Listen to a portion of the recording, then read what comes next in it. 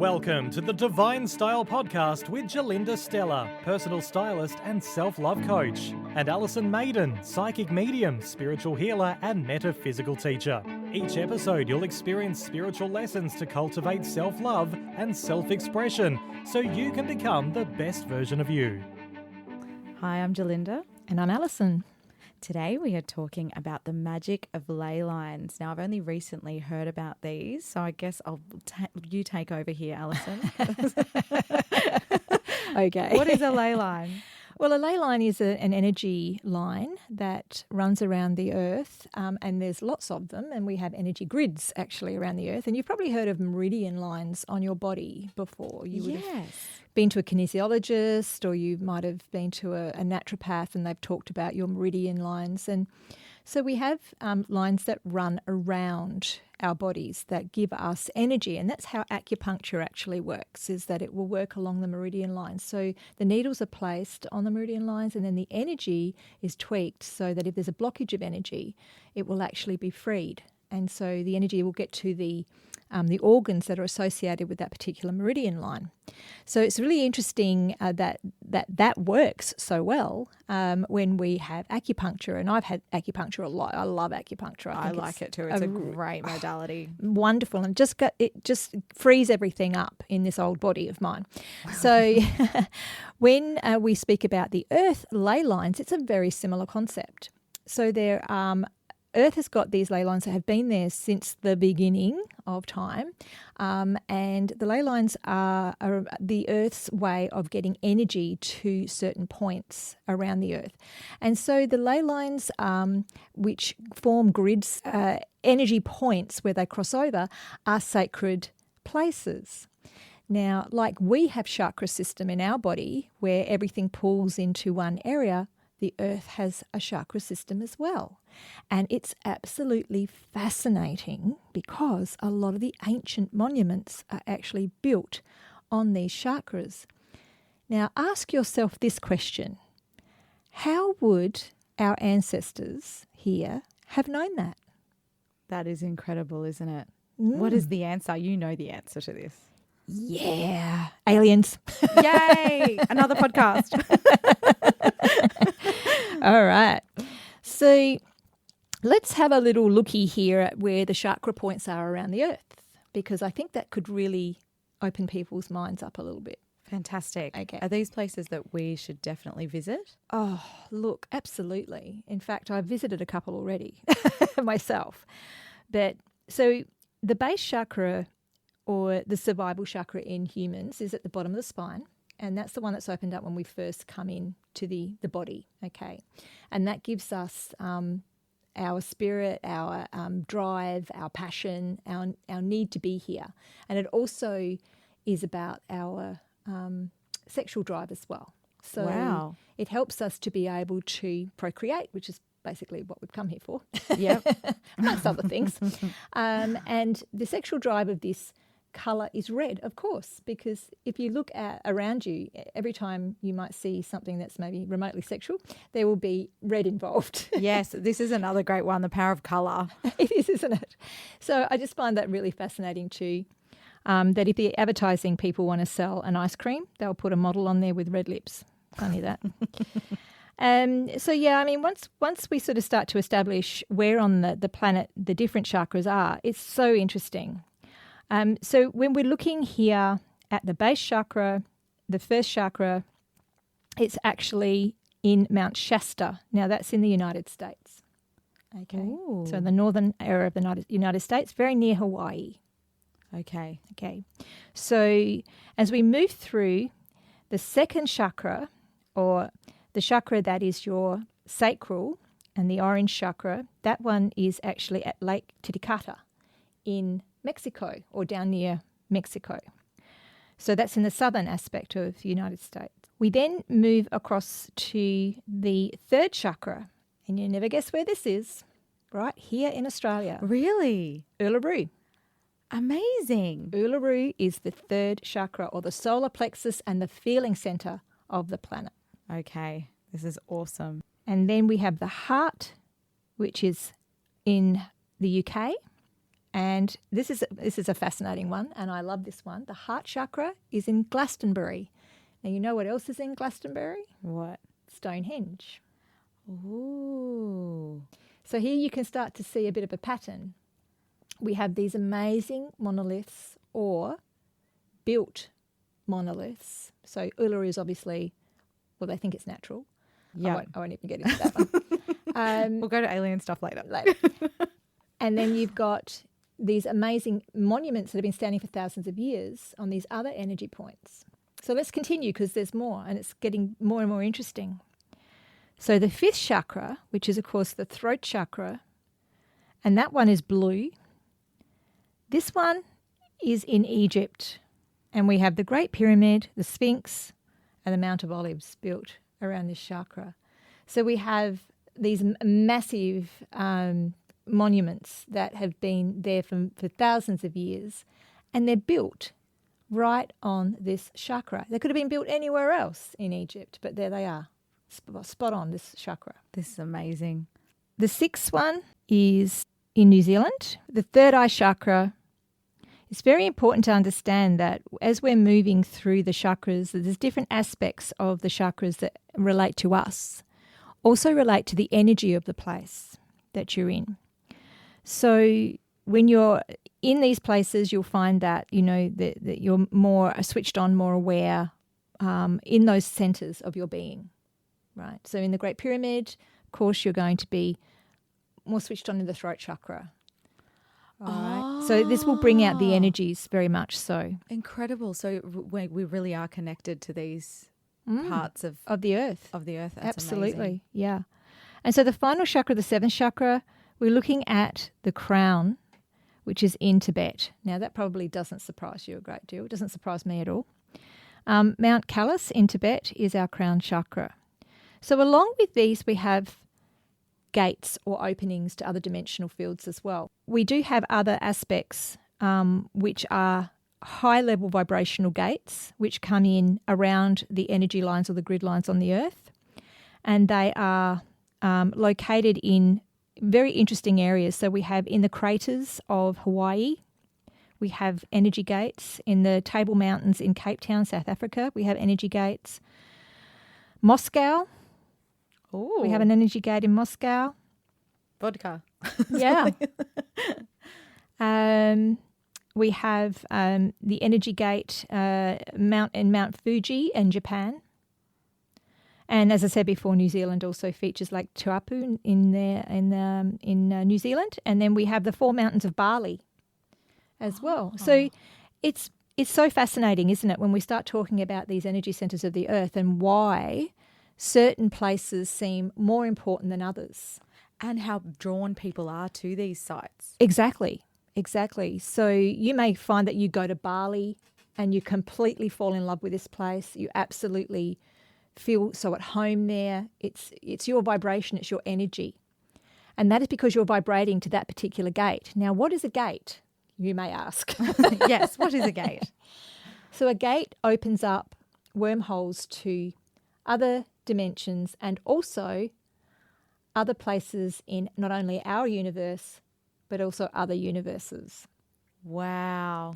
And the ley lines is surrounding our Earth also create energy grids which UFOs and other craft can move along in and out of dimensions. That's why when you see a craft, and look, I'm not going to go believe it or not, because you have to believe it now. Even NASA has come out and said aliens are real. Okay, yes. guys? So disclosure is happening now. I can talk freely. I've been having to keep silent about this subject for too long, I feel. Like I've known this my whole life. I've known this my whole life, exactly. But I've seen craft for as far back as I can remember. When I was a child, I've seen them. I even can command how they move in the air because I can telepathically connect with them. And I've had groups of people with me when I've done this. So I absolutely know that they're real. I absolutely know that they're friendly, that they're all good. There's some ones that are not, but most of them are. Most aliens are friendly. This is good to know. And they're helping us here on the planet. But they do move around these energy grids and ley lines. So what does that mean for us? Well, we have ley lines all around us, And so interestingly too, other countries have a much better idea of these things, and they understand that if we moved with the lines, if we actually moved with Mother Earth and didn't work against her, everything could be in harmony, everything could be beautiful, and we wouldn't have the problems that we have with hauntings and things like that because we're not plonking buildings on top of lines that need to be kept clear. Or we're not building in places that maybe are somehow damaged and need to be healed first before you build. So the ley lines, how close together are they? Or can they be anywhere from a few metres, or are they kilometres apart? Yes, so the ley lines around Earth can be like several hundred kilometres apart, but then there's other grids that lay on top of it. So there's not just those grids, there's other grids that are also included in that. So different energy levels bring different grids. Now, back in the 1950s, Russia did a huge, study on this, and one of the government officials at the time was very interested in this. But going back for years and years, Russia have always had dowsers that go in and actually douse an area before they'll build a building or build a house on it. What's a dowse? A dowsing is about getting dowsing rods or sticks and moving around, showing where ley lines cross over and where portals could be, which could actually injure or hurt somebody physically. Now, I'll explain a little bit more about that soon. That's amazing. So these are those dowsing rods look like coat hangers kind of? Yeah, pretty much. They're coat hangers. Okay. I mean, you can build one yourself right now. Get a wire coat hanger and just cut it near the hook and then cut the other end, the long end, turn it upside down, you've got a dowsing rod. Amazing. Okay. So with the dowsing, they will then go around and find out where these hotspots are. Now, the hotspots are where two grid lines cross. The first grid line we'll talk about is the Hartmann grid. And the Hartmann grid is named after Dr. Hartmann, who actually discovered it. And he went around with his equipment, his, gauges and things like that. And he discovered that in certain spots there's cubes or energy grids. And they're about 1 metre by metre around the place. So he said, that's the energy grid. Where they cross, we really don't want to sit there for too long because it can actually cause energetic disturbances, particularly in humans' energetic fields. So we just have to keep an eye on that. And he was quite happy with that information and he went off. But then there was another fella that came in and said, well, wait a minute, that doesn't actually explain massive vortexes and things that happen. And sometimes people get very, very sick when they're on these massive vortexes. And when they're moved away from them, they get better. Oh, incredible. So when he had a look at it, and this was several years later, this is a man called Curry, he actually realised that there was a diagonal grid that fitted over the top of the straight grid.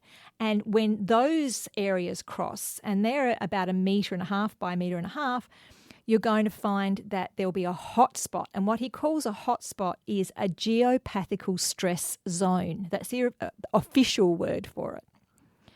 So geopathical stress zones are usually in houses because the house has been built on top of it. Uh-oh. Right. So then you could be potentially living on a spot that's making you ill. Mm-hmm. Is there a way to combat this, or is it sort of like, that's it, you need to move? Yeah, there's different ways we can. People who just deal in this in the scientific way, and they'll come in with their gauges and have a look at where your hotspots are. I mean, you can do them with divining rods, just saying.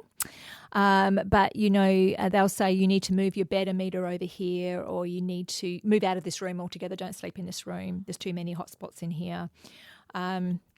We do this, we teach this actually in the House Clearing and Energy Balancing workshop because I believe everyone should be dowsing their houses, and also know that if you sleep on one of these hotspots for, 8 hours or more, it's disturbing your energy field of your body. So the meridians of your body are being disturbed by this energy. They can also let in nasty things, especially if the hotspot is a vortex and it's opened up to one of those dimensions we were speaking about earlier. Wow. 4th dimension or lower, you're in trouble. Okay, that was in our previous episode. Yeah. So you have these energy hotspots in your home, and sometimes they will allow, spirits to come in and out. They'll have parties in your kitchen. There can be lots of them, and then there can be none. And you'll think, God, they were here yesterday. Where are they today? It's because they're going in and out of this portal. Incredible. This is really fascinating because I think sometimes, and I know that when I was little, you would move your bed in certain ways because you couldn't sleep when your bed was twisted some ways. And I mean, that's really interesting, even with couches in your lounge room, if you're sitting in these spots for a long time. It's your intuition telling you you're uncomfortable there because your own body is saying, I don't like this energy. Amazing. Now, not to frighten anyone out there, but if you've got flowing water nearby, as in like right out the front of your house. Like my house where I've got a creek, right? Correct, yeah. Or you've got water flowing underneath your house. Now, underneath your house would be in underground water where you know that there's aquifers or, you know, like fairly close to the surface, I would say within, you know, probably 6 feet. Or you've got pipes. And everyone, well, most people were going traveling under the house. Yeah. When I was in America, we found this was like a nightmare because they have underfloor heating. And how they do that is they keep water moving through pipes underneath the surface. Yes. And so we're like, it was really hard to deal with. But look, if you've got water running under you constantly and you're sleeping on this thing for 8 hours, that's a recipe for disaster. Now, that this is scientific fact, there was a study done in Russia in around about the 1950s of a little town that had multiple cases of illness. And we were talking about not just your normal average cancers and things like that. There were people with terminal illnesses that would come on very fast and it would take them very fast. And they would also have other things like Parkinson's disease. And like there was this whole myriad of problems there. And they're going, well, there's no pollution, there's no factories nearby. It was a country town, they were farmers, there was nothing unusual. And they couldn't pin it down to anything environmental. And so they went out there with their dowsings. Well, actually, they had their equipment, but, you know, they went out there and they had a look. And sure enough, every person that was ill was on one of these hotspots. Amazing, because people do talk about clusters of illnesses. Yes. And like you said, whether terminal illness or even just a really bad sickness that you can get. That's amazing. And you know, the really interesting thing is even our ancestors knew about this. Back in the Roman days, before they built a house, they would put a flock of sheep in the area that they were going to build the house. And if any of the sheep died over a period of a few months, a lot of the sheep died. Oh, they wouldn't. Poor sheep. Yeah, the sheep were the guinea pigs, unfortunately, but they wouldn't build there. You know, so it was even for them, they knew that the energy coming out of the earth in some spots was not good or not healthy. Incredible. So if somebody's in a home where they are, you know, maybe feeling unwell, tired or lethargic, maybe there are some of those second dimensional beings. Look, I tell you, they're attracted to these areas. And so, you know, if you're having a lot of hauntings in your house, I reckon you've got some hotspots. How do you help those hotspots? I think orgons are something I've learnt about. So these are beautiful combinations of crystals that are put together. Yeah. And they have a really high frequency and high vibration. So crystals are one way. Crystals are definitely a great way of doing it. You have to program the crystal to hold the energy. So it's basically saying that you hold this energy at, you know, a high vibrational field. So it doesn't open up the door to lower things. But orgons are especially made for transmuting energy. So they have copper wiring. Now, copper is a brilliant transmuter of energy. And you'll find in Feng Shui, a lot of the Feng Shui practitioners will actually lay copper pipes underneath houses, not for having water running through them, but just purely for dispersing bad energy. Okay, so copper, it can run along and it can be dispersed out from the house itself. So copper's been used for a long time as a good conductor. Within the orgons themselves, they actually have this copper wiring. They have a lot of other metals, sometimes silver, sometimes gold, if you can afford that one, and a mixture of different types of crystals that can also help. They're usually different shapes, but the best one I find for this work is the pyramid shape, because the pyramids are like acupuncture needles. That's what they're designed to do, and that's why we have them all over our planet. Fantastic. This is great. So this is like mind-blowing stuff though, because it's really expansive and really out of maybe people's understanding of how, the planet works and how everything is so connected. It is. In so many ways. I mean, even I was driving the car the other day and I just thought all of the hands that went into it, and even the machines that the hands that went into making the machines that make some of the parts of the car, but how connected just every little piece is. And there I am driving along and everything is connected. And maybe I was driving along a ley line on the road. You definitely were. There's no doubt we can't avoid them.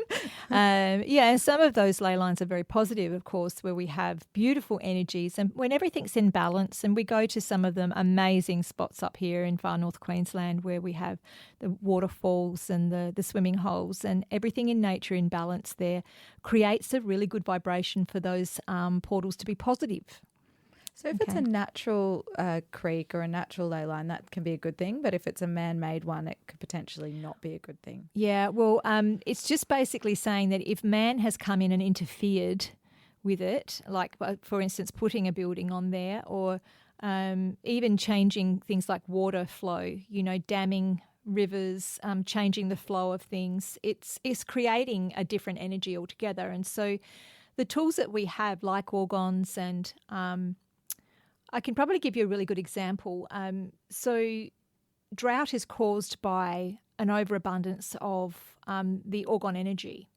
So when we have too much of this energy in one spot, it causes drought. So we can actually get rid of the dead orgon out of that area by using organites to transmute the energy, and then water returns. And we've done that a few times. We've proven that a couple of times with some farming friends of ours who in South Australia, who, it's very dry down there. And they've got rid of their dead orgon from their area with these special devices. And sure enough, they've got rain. Incredible. Yeah. It is we don't incredible. have to get out and do rain dances like we used to? No, just stick a few organs around the place, you'll be right. So there's a lot to be learnt, of course. The beautiful Indigenous, the first people here, they knew all of this. They knew what the land had to offer and how to live in harmony with it. Unfortunately, over centuries, we've really lost that connection. And we just do whatever the hell we want now and plonk things everywhere. And, of course, it's wreaking havoc, and then it's wreaking havoc on our health as well. I think one thing that's been really interesting is that we have been going back to the first peoples of our country, in particular here in Australia, and they are starting to ask them, hey, what can we do about this, whether it's the fires or the floods or whatever. Like I just read recently, we do have some floods going on in Australia at the moment, and they said part of the problem is that they've ripped up all the land, all the farming. Of course, and there's nothing to hold it back. There's nothing to hold the water in. No. So it's just flooding all of the houses because the earth can't soak up the water. It's pretty dumb. It's really... When you think about it, we could just have a look around us and go, well, just stop for a minute and let's work with this and work in the energies, and everything could be corrected really fast. And I believe that's where we're heading. I want to believe that this is where we're heading. I want to believe that people are awakening to this and that we're understanding energy a lot more than what we ever have before. And of course, people say it's all about the money, that they're just about the money, but natural disasters costs more than if they just took 5 minutes and actually spent a bit of money by doing things properly in the first place. So, maybe if anyone in government's listening to our podcast, they can take this on. Definitely. Oh, wow. Well, I think I'll be going home and making some dowsing rods with my coat hangers and checking where these spots are in my house and putting orgons everywhere. What if it is in a very awkward position in your house? How, like if it's like right in like your front door or your walkway, things like that? Yeah. Well, you can use what they call celestial cures in feng shui, where we can put place a crystal, and also, look, you can't always move your front door, can you? But you don't spend a lot of time there either. So that's the trick. It's got to be over. If you're sitting somewhere, for instance, you're working from home, you're sitting on a spot all day, just make sure it's not a hot spot. Move your desk, move your chair out of the way. If you can't possibly move it because of space or whatever, then we can stick an orgon underneath the chair. That would help to disperse the energy for the time you're sitting there. And the other thing is, if you want to, get a really strong channel to be able to close them off, just call James. He just does it with his mind. He can close them open and close them at will. Wherever you are in the whole wide world, he will be able to do that. He is incredible. But the other thing too, animals. Animals are amazing at this. So you'll find that dogs won't sleep on these hotspots. They're pretty smart dogs, right? They don't sleep on them at all. So if your dog sleeps up on your bed with you, just check the area he doesn't go. So if he doesn't go up to the top end, you could have one up there.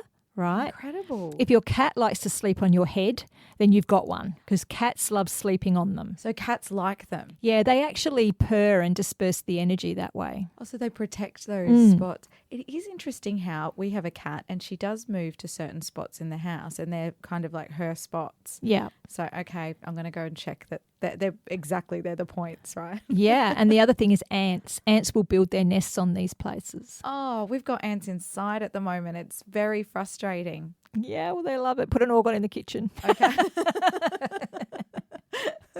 Great tips. So if anyone's interested in actually purchasing an organ for themselves, just get on to the Instagram page for Triple Goddess Organs, and they're up here in far north Queensland.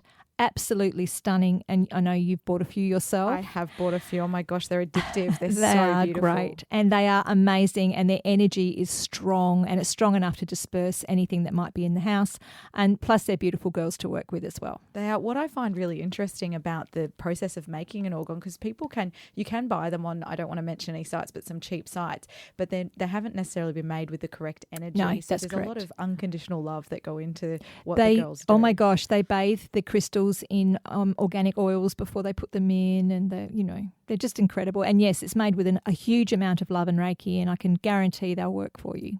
So if you feel like you've got some of those ley lines in your house, you grab an organ, reach out. We'd love to hear from you.